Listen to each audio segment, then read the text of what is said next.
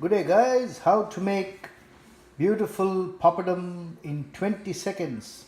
Just apply a coat of butter, very light on each papadum, and there you go. Just a light coat of butter, and then you go straight to the microwave.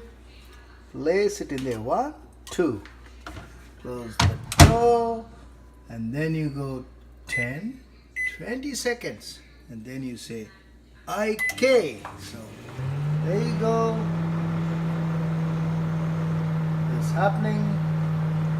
Light coat of butter, 2 papadums in 20 seconds.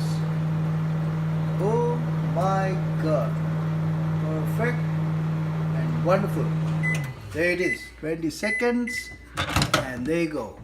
Papadum is ready, and time for you to enjoy the beautiful papadum. Thank you very much. Enjoy.